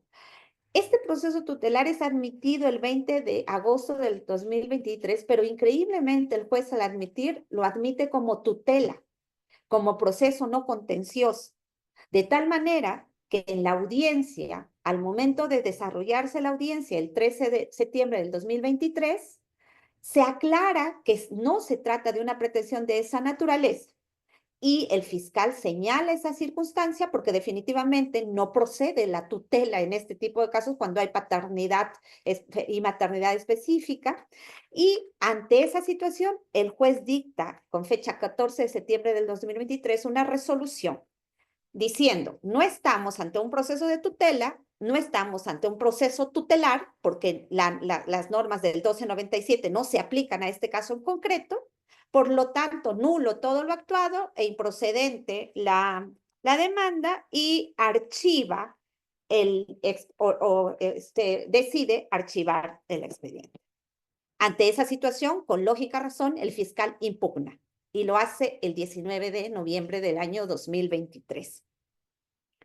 Nótese, la vista de la causa la apelación se concede el 19 de diciembre del 2023. La vista de la causa se la hace el 12 de noviembre del 2024, es decir, un año después. Y el auto final se ha decidido el 6 de marzo del 2025. Es decir, este procedimiento tutelar que pudo haber amparado debidamente los derechos de esos niños en aquella época y en circunstancias en las cuales recién se habrían producido los hechos, sin dejar pasar 2 o 3 largos años desde el conocimiento de las pruebas de ADN, simple y llanamente no prosperó. Y definitivamente se verificó que el tiempo en cuanto a fijar la vista de la causa y a la resolución misma permitió que transcurran un aproximado de casi 2 años para resolver este proceso tutelar que pudo haber sido la respuesta adecuada para una reintegración progresiva de estas criaturas en sus respectivos senos biológicos. Lo digo porque es importantísimo tenerlo en cuenta y porque nos permite el análisis del siguiente aspecto. Entremos para analizar específicamente el aspecto relativo a la sentencia en el caso y las instituciones de identidad dinámica y principio binario de filiación. Para ello, antes de nada, debo referirme a la sentencia resaltando 3 aspectos que se verifican en la sentencia. ¿Sobre qué se resuelve en este caso? Se resuelve única y exclusivamente sobre el vínculo biológico, identidad estática. ¿Y por qué se resuelve solo sobre el vínculo biológico? Porque evidentemente los petitorios, tanto de la parte demandante como de la parte demandada, que reconviene a la vez, se centran en el restablecimiento o el establecimiento del vínculo biológico, la nulidad de las partidas de nacimiento que estaban erradas o estaban basadas en un vínculo genético inexistente y la necesidad de establecer la verdadera filiación biológica para la posterior entrega. Es decir, pretensiones de ambos lados iban orientadas a ello y el órgano jurisdiccional centró la materia de controversia en estos aspectos. Un resumen pequeñísimo de esta sentencia, que es harto conocida, nos dice en el segundo y tercer considerando que el análisis se basa en el concepto de identidad estática, rasgos biológicos, datos genéticos, el derecho a conocer a los padres biológicos. En el séptimo considerando, se habla de que el objetivo de las acciones judiciales de filiación es establecer la filiación, el vínculo de filiación y que el vínculo de filiación jurídico coincida con la verdad biológica, es decir, se centra en establecer la verdad biológica. Y el octavo considerando, se precisa que la prueba de ADN es la prueba por excelencia para determinar esta verdad biológica, gracias al progreso de la ciencia, y por lo tanto es la que va a determinar cómo se dilucida este conflicto. ¿Qué omisiones podríamos advertir en esta sentencia en atención a cómo se centró la controversia? Y allí entramos ya a aproximarnos a lo que se significa o debe tenerse en cuenta para referirnos a la denominada identidad dinámica. La sentencia no tiene en cuenta el concepto dinámico de la identidad. ¿Y por qué decimos que no la tiene en cuenta? Porque evidentemente había un punto de partida fundamental para entender que estábamos decidiendo o que se estaba decidiendo sobre vidas de 2 pequeños que casi ya cumplen 7 años de edad y que tienen una historia y que están vinculados no solo con sus madres y padres, sino con sus familias extendidas, con su entorno social, con su entorno familiar, con su entorno escolar. No aborda de ninguna manera la situación actual de los niños. No escucha su opinión, no se los involucra para nada en este proceso de impugnación y la respectiva reconvención. No se indaga respecto a cómo se están desarrollando en sus respectivos espacios familiares. Nótese un dato muy importante. Yo me conecto desde Cajamarca, ciudad, y este caso es un caso de Jaén. Y nosotros en zonas como Cajamarca sabemos lo distinto que es vivir en área rural que en área urbana. Y estos 2 niños, uno de ellos vive en un contexto rural y el otro vive en un contexto urbano. Nada de eso se miró ni se abordó. No se indaga respecto a cómo se están desarrollando en sus familias, los vínculos que mantienen, la relación con sus progenitores, sus hermanos, sus familias extendidas y finalmente su entorno, porque el entorno marca nuestro desenvolvimiento y nuestra vida futura. No se indaga sobre sus condiciones de salud física, ni menos psicológica. Por lo tanto, sí, no se involucró al equipo multidisciplinario para el respectivo acompañamiento y soporte a los niños durante el proceso, y mucho menos en ejecución de sentencia, aunque voy a indicar un dato que nos diría que no es tan cierto lo que estoy diciendo. Y también a las madres, padres, hermanos durante el íter procesal. No hay acompañamiento alguno. no se involucra al equipo multidisciplinario. No tiene como centro de atención y decisión a los niños. Parece un simple intercambio de bienes. Se vulneran dos principios básicos, que es el interés superior y el abordar los conflictos familiares como problemas humanos.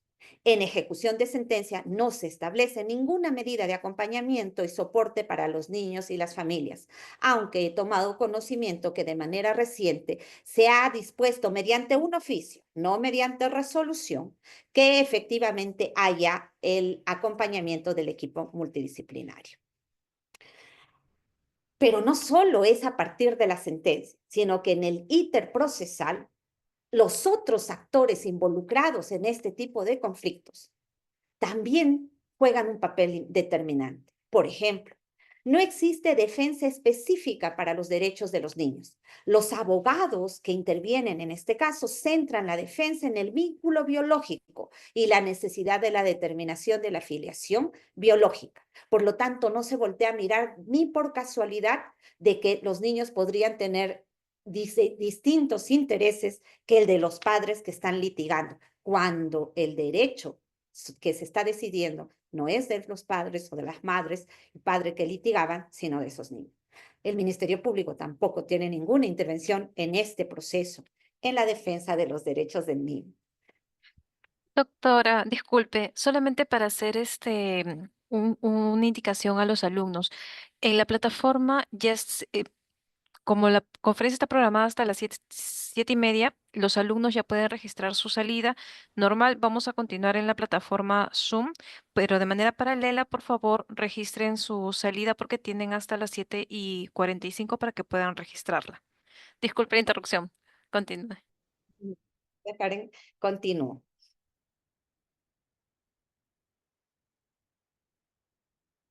Muy bien. Continuando el papel o cómo se verifica el papel que jugaron los otros actores dentro de este proceso, podríamos concluir diciendo que esta es una decisión legalista desde el análisis que podemos hacer con un enfoque adultocentrista por parte de todos los actores involucrados en este proceso. Y aquí entramos a analizar los aspectos fundamentales que creo que son los pilares de reflexión en este caso y que están dados por la denominada identidad dinámica y el principio binario de filiación.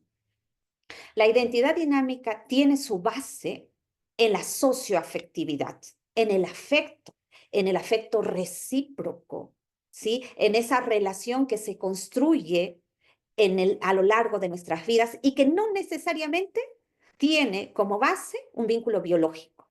Es decir, no necesariamente debo tener vinculación biológica para hablar de socioafectividad.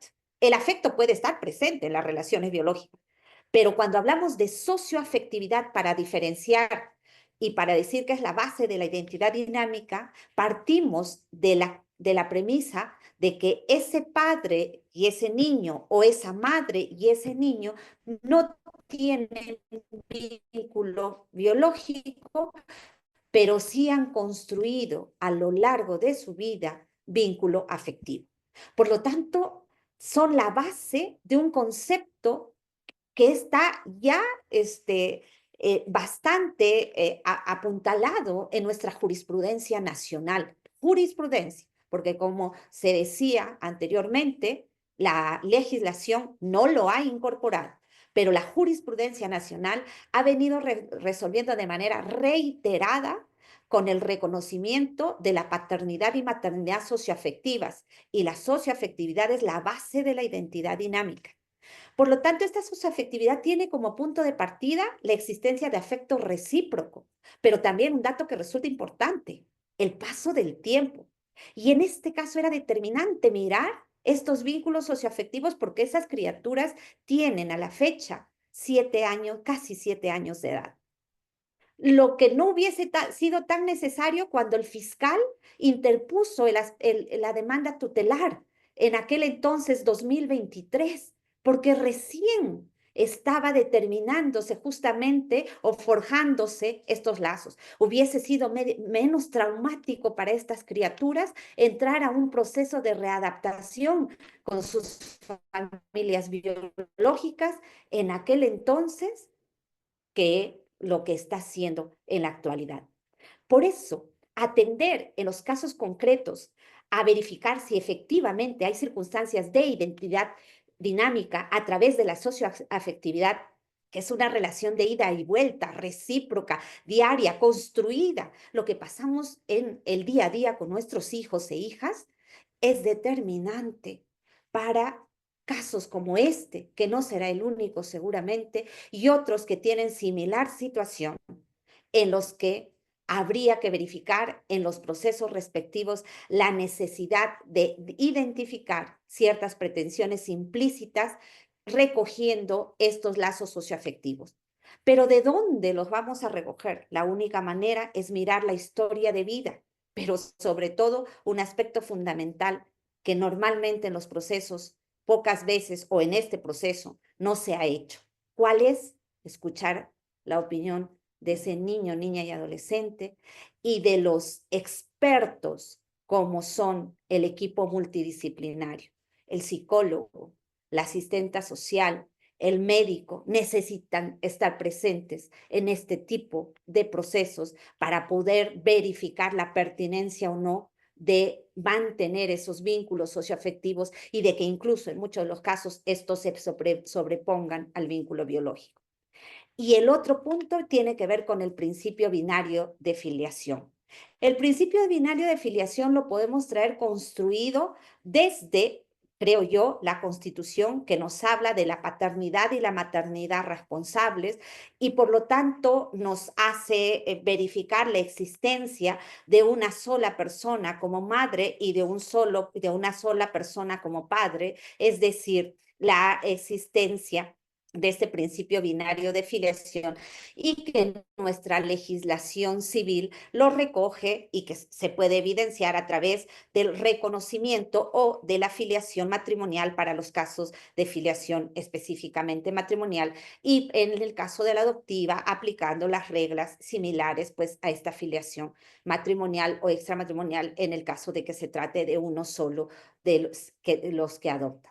Pero este principio este binario de filiación es un principio sobreentendido en nuestra doctrina y, digamos, dinámica del derecho familiar peruano. Este principio parte de esa existencia, una madre y un padre, y creo que responde a contextos culturales y sociales de aquel entonces. 1984, Código Civil, constituciones contemporáneas a esa época, pero que hoy día debiésemos mirarlo de distinta manera, porque no solo a partir de este caso, sino ya nos informaba el doctor Plácido de varios casos, no necesariamente en nuestro sistema nacional, sino casos específicos como en Argentina, que se han desarrollado algunos supuestos de maternidad múltiple, nos hacen evidenciar que la transformación de las relaciones familiares nos enfrentan a la posibilidad de la flexibilización del principio binario de filiación. Y este es un caso en el que por lo menos debió haberse mirado este principio, la flexibilización de este principio binario de filiación y mirar también su pertinencia al respecto. Casi para ir cerrando, me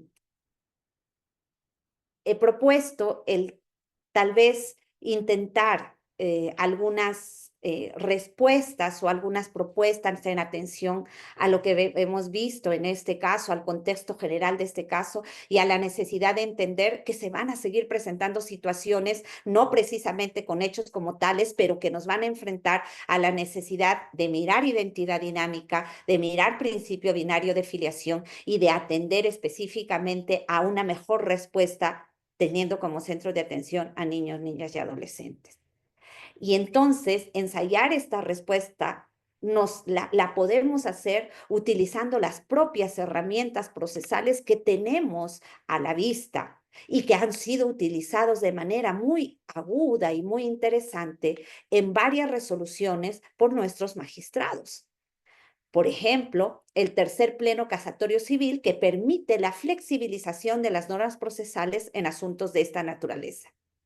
¿Cómo se hubiese resuelto si ese juez en el proceso tutelar hubiese admitido la demanda y accedido a tramitarla ante una pretensión innominada que el fiscal pedía para garantizar el tránsito adecuado de esos niños a sus familias biológicas de origen? No estaríamos analizando de esta manera el caso en este momento. Bastaba utilizar entonces el tercer pleno casatorio como herramienta, como una de las herramientas. También atender al protocolo de participación judicial de niños, niñas y adolescentes en procesos judiciales que nos involucra la necesidad de que estos sean informados de sus derechos, pero también de tener su participación. De igual manera, la incorporación de las 100 reglas de Brasilia va en ese sentido para la participación de niños, niñas y adolescentes como colectivos vulnerables en este tipo de procesos. La suplencia de queja deficiente como herramienta procesal incorporada por la Convención que permite la adecuación de las pretensiones por parte del juez y que disponga las pruebas de oficio. La designación de un abogado para la defensa de los derechos de los niños en este caso, porque existe conflicto de intereses con los de los adultos. Atender a la necesidad de entender el principio de interés superior del niño como norma procedimental, la participación obligatoria del equipo multidisciplinario. Finalmente, para ir cerrando, porque creo que ya estoy en el límite, definitivamente en este caso pudo haberse introducido la determinación de esta identidad dinámica a partir de la flexibilización del principio de congruencia procesal y la aplicación, tal vez en segunda instancia, de la suplencia de queja deficiente que nos permitan incorporar pretensiones implícitas. Termino diciendo, recordando que el afecto no es producto de una varita mágica, que se construye y se fortalece, producto de nuestras vivencias, alegrías, tristezas, experiencias, y los primeros años de vida son fundamentales para nuestra vida adulta. Arrancar como si fueran la especie de hacer borrón y cuenta nueva definitivamente acarreará consecuencias irreparables, tal vez para estos niños, si no reciben el soporte necesario. Muchísimas gracias por su atención. Muchas gracias, doctora Manrique, por su exposición. Se le recuerda a los participantes que deben registrar su registro de salida en la plataforma del Sistema de Gestión Académica. Ahora llegamos al momento de la ronda de preguntas. Vamos a invitar a los asistentes para que puedan plantear sus inquietudes y comentarios a los expositores. En la parte inferior pueden presionar el botón de función de levantar la mano y yo los voy a habilitar el uso de la palabra. Doctora, a ver,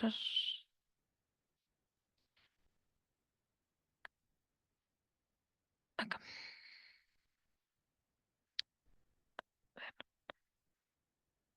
Doctora Fabiola Sotomayor,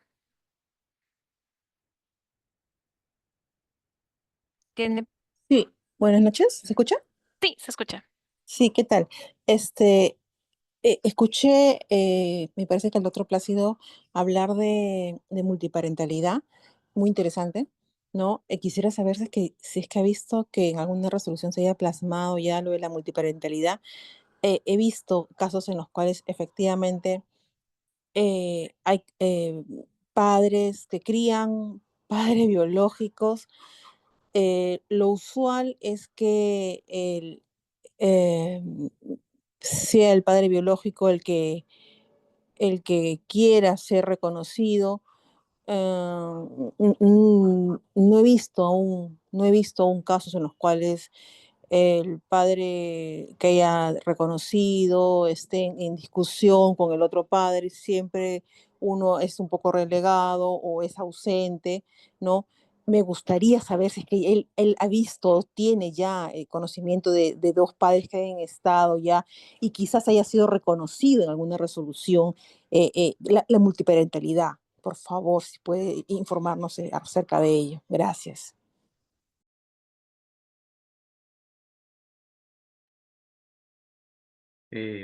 Primero, agradecerle a la doctora Sotomayor por la pregunta que nos permite ampliar, pero también destacar las excelentes exposiciones, ponencias, tanto de la doctora Tania Bocanegra como de la doctora Sara Manrique, que he atendido, ¿no? Aquí con particular atención. Con relación a lo que se nos solicita en la pregunta, nosotros justamente en nuestra presentación dábamos cuenta de hasta por lo menos 3 casaciones en donde para nosotros estábamos dentro de ese contexto de multiparentalidad, porque por un lado, ambos padres participaron en el proceso de crianza coincidentemente y en otro lo hicieron en momentos distintos. No obstante, que si bien se produce un divorcio, como comentamos, el ex marido obtuvo un régimen de visitas para seguir visitando a quien considera su hijo, que biológicamente no era suyo, y ese lazo siempre perduró.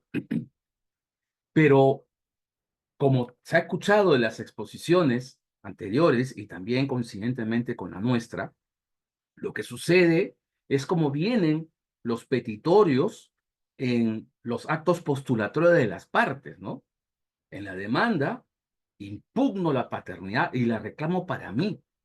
Y en una reconvención se hace lo propio, ¿no? Entonces, claramente muestra conductas antagónicas, donde la idea de que ambos en realidad nos hemos encargado de la crianza no surge por esos actos postulatorios, sino, como comentamos en esos expedientes, por la declaración en la entrevista de los menores y la evaluación psicológica que se hizo a ellos, donde, en resumidas cuentas, ellos declaran, tengo 2 papás, ¿no? Y entonces, a pesar de esa declaración, eh, ante las conductas procesales, el Poder Judicial, manteniendo el rigor con el principio de congruencia procesal, este tema no ha sido planteado, yo tengo que pronunciarme o por la demanda o por la reconvención, ¿no? Y entonces se centra, ¿no? Y tiene que optar o por la faceta biológica o por la faceta afectiva, ¿no? Según sea el caso. Y nosotros justamente preguntábamos si la coincidencia también con las otras expositoras, ¿no? Oye, ¿no estábamos acaso ante un petitorio implícito que bajo el principio del interés superior del niño debe haber sido considerado y evaluar esa situación? Claro, me queda claro que, como dijimos, para acabar con mi respuesta, la forma en que está organizada las relaciones paterno-filiales bajo el principio binario hace entender que todos tenemos o una mamá o un papá. Estas situaciones muy particulares que se presentan en la realidad, donde puede haber una mamá biológica, una mamá afectiva, un padre biológico, un padre afectivo, pues lo vemos como situaciones raras, ¿no? Ante estos nuevos esquemas, siempre nuestra reacción cuando lo relacionamos, ¿no? Con aquello que ya tenemos preconcebido, nos genera el rechazo. Es la típica reacción ante la novedad. Pero creo que tenemos que cambiar esa manera de apreciar las cosas porque, en definitiva, lo que provocamos con esa actuación es justamente desconocer las verdaderas facetas de la identidad filiatoria del niño del caso en cuestión. Y la solución que adoptamos nos resulta, pues, una solución acorde a su interés superior. Gracias. A ver, doctora María Mosquera Lagos.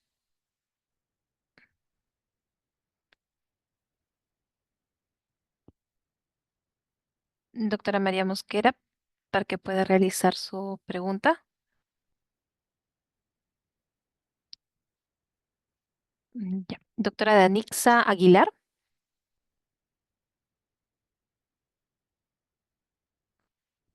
Doctora Danixa Aguilar. Sí, buenas noches.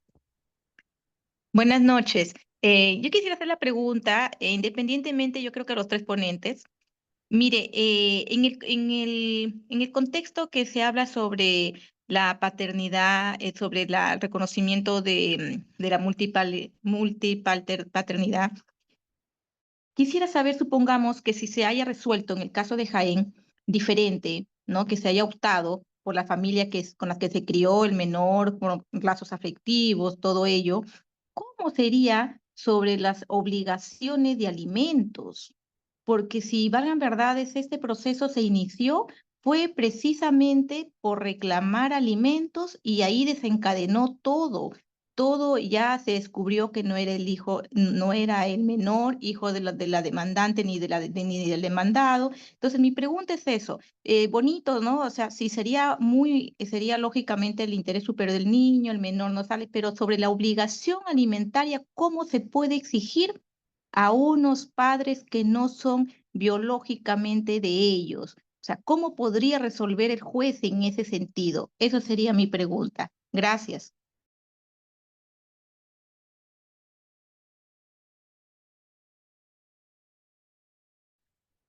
Doctora Tania, doctora Sandra, doctora Tania. Bien, gracias. Bien, para dar respuesta a la pregunta que había presentado la Vicente, justamente no es algo tan extraño. Realmente ya incluso a partir de un análisis de las nuevas tendencias del derecho de familia, ya se ha cuestionado en alguna oportunidad a nivel de casos judicializados la posibilidad de que se pueda dar alimentos o que se pueda en este caso constituir, perdón, carga familiar a un hijo socioafectivo, por ejemplo. Eso sí se ha puesto ya en una discusión. Podrá ser carga familiar, como por ejemplo muchos utilizan para reducir el monto de alimentos que sean demandados por la abuela o, bueno, o la madre, en este caso, del obligado, para reducir de alguna manera el monto. Pero hay una posibilidad de insertar como carga familiar al hijo socioafectivo. Recordemos que tenemos una puerta de apertura que fue una sentencia del Tribunal Constitucional en el que desarrolla justamente no el tipo de modelo de familia tradicional, sino que genera nuevos tipos de familia. Pero eso es en un caso específico, recordemos, con eso no existió un desarrollo mayor. Lo único que se ha dado, por ejemplo, es el reconocimiento de una familia monoparental a partir de la ley de la jefa de hogar como tal, que es una de las únicas leyes que por ahí tiene esa materialización de una sentencia a nivel de Tribunal Constitucional.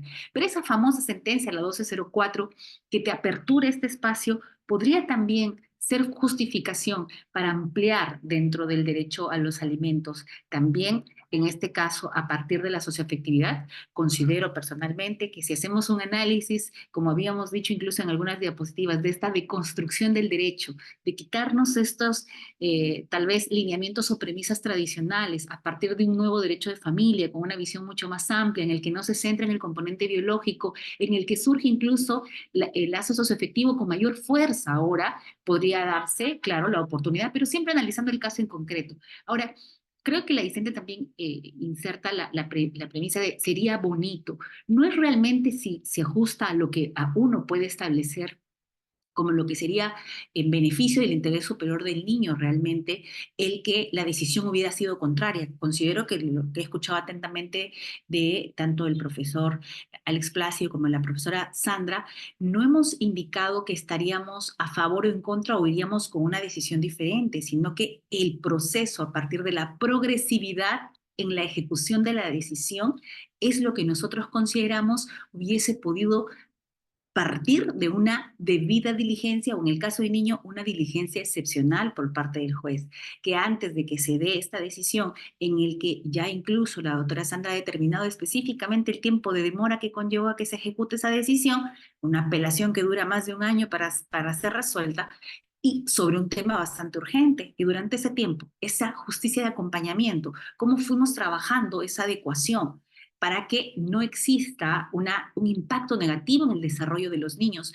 No podemos seguir pensando que los niños son objeto de derecho como quien se queda con el niño, porque creo que eso es lo que realmente hemos venido a potenciar ahora, de que este sujeto de derecho realmente, la regla del derecho de familia no va a ser determinada con quién realmente es padre o para lo que la comunidad considera padre o para lo que el derecho considera padre, sino lo que el niño considera relación de afectividad para lo que él considera sus integrantes del grupo familiar. Por eso anexé también otra decisión en la que por un proceso de impugnación diferente a este caso, también en audiencia fue la niña realmente el que dijo, pero yo considero a mi abuela justamente a la mamá de mi papá no biológico y considero a mi tío el hermano. Entonces, es su familia que ha construido a partir de un lazo que debe ser respetada porque tiene, como dijo el maestro, una pretensión que realmente nunca se expuso, pero es la pretensión desde el enfoque del niño, ¿no?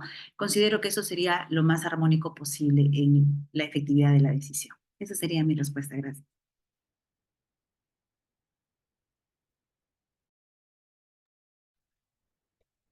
Si se me permite participar en la conversación, la pregunta yo la percibo como señalando cuáles son los efectos jurídicos de la Ya le puse. multiparentalidad.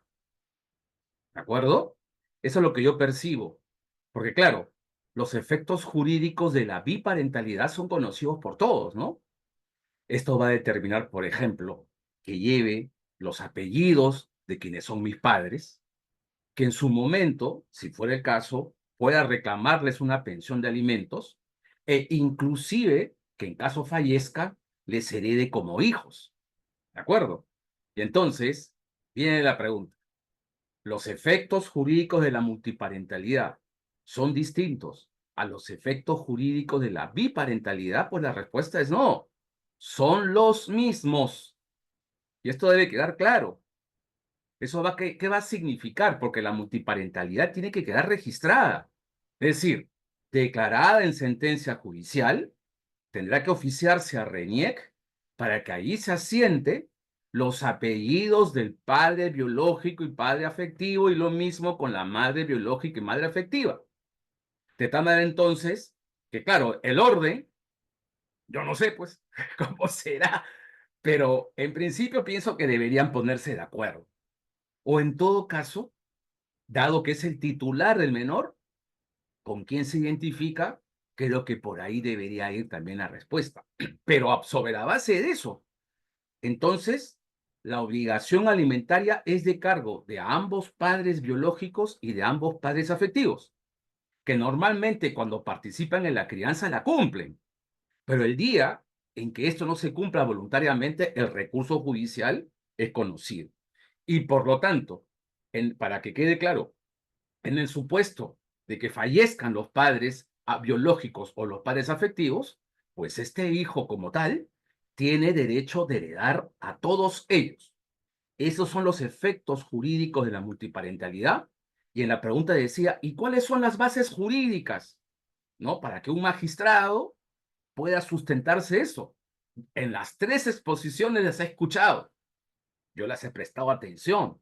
Son pues la propia Constitución, en los principios de paternidad y maternidad responsable del artículo 6 y la Convención sobre los Derechos del Niño con relación al derecho a conocer a los padres y a ser cuidado por ellos del artículo 7 y el derecho a preservar la identidad filiatoria del artículo 8. Todo esto sustenta claramente el principio binario y por lo tanto sustenta claramente, en casos de biparentalidad, la solución, y en casos de multiparentalidad, también la solución. Gracias.